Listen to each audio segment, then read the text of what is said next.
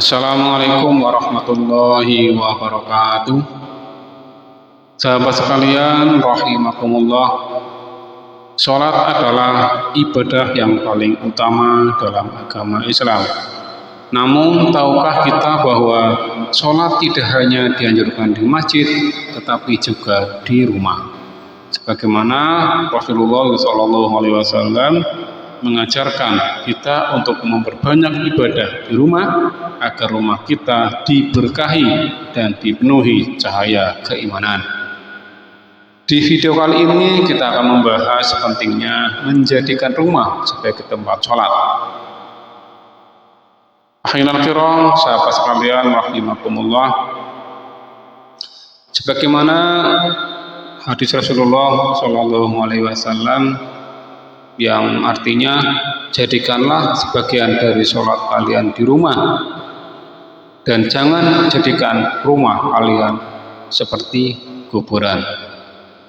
Rasulullah SAW menganjurkan agar kita tidak menjadikan rumah seperti kuburan yang sunyi dari ibadah.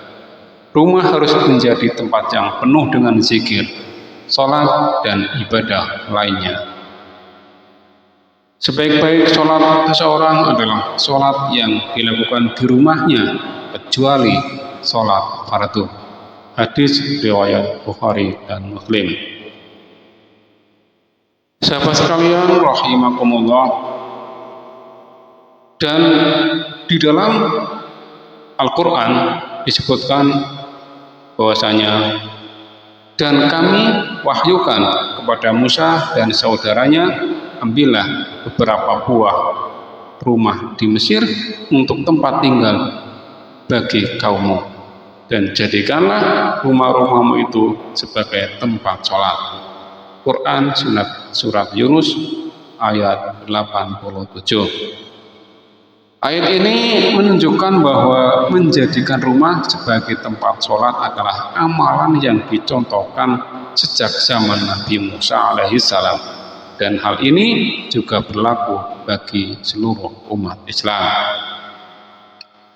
Sahabat sekalian rahimakumullah, menciptakan ketenangan dan keberkahan di rumah adalah akan menjadi tempat yang penuh dengan rahmat Allah, membentengi keluarga dari godaan syaitan, mengajarkan anak-anak dan keluarganya pentingnya ibadah, dan memberikan contoh langsung kepada anak-anak dan keluarga tentang pentingnya ibadah dalam kehidupan sehari-hari.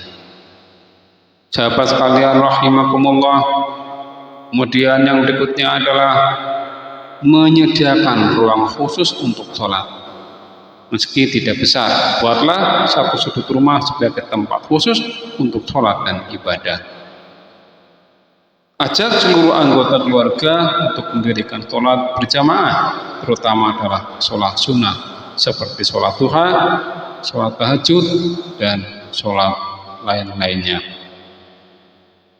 Kemudian sering-seringlah berzikir di rumah dan membaca Al-Quran agar rumah selalu dipenuhi dengan kalamullah dan zikir. Sahabat sekalian rahimakumullah, kemudian yang berikutnya adalah ketika seluruh anggota keluarga melaksanakan sholat sunnah dan zikir bersama, suasana akan terasa menjadi lebih damai, lebih tenang, dan setiap kali ada masalah, keluarga tersebut senantiasa kembali kepada Allah dan menghidupkan rumah dengan ibadah-ibadah ringan seperti sholat sunnah, membaca Al-Quran, zikir, dan pada akhirnya keluarga tersebut menjadi lebih harmonis dan dilimpahi keberkahan. Sahabat sekalian rahimakumullah, sebagaimana anjuran Rasulullah SAW untuk tidak mengosongkan rumah dari sholat, doa bersama agar Allah menjadikan rumah kita semua sebagai rumah yang diberkahi dan penuh dengan keimanan.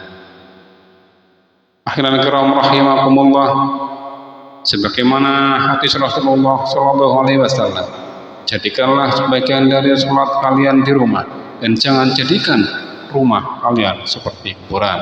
Hadis riwayat Muslim. Dan sebaik-baik sholat seseorang adalah sholat yang dilakukan di rumahnya, kecuali sholat fardu. Kemudian dalil yang berkaitan adalah Quran surat Yunus ayat 87 yang artinya, dan kami wahyukan kepada Musa dan saudaranya, ambillah beberapa buah rumah di Mesir untuk tempat tinggal bagi kaummu, dan jadikanlah rumah-rumahmu itu sebagai tempat sholat. Hinal kiram rahimakumullah, hanya itu yang dapat saya sampaikan untuk kali ini, semoga bermanfaat. Kurang lebihnya mohon maaf. Billahi wal hidayah. Assalamualaikum warahmatullahi wabarakatuh.